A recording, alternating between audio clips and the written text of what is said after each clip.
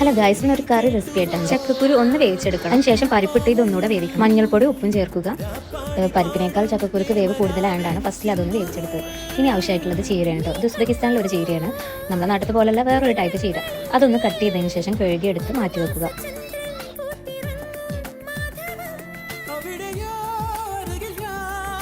പിന്നെ വേണ്ടത് തേങ്ങയാണ് കേട്ടോ.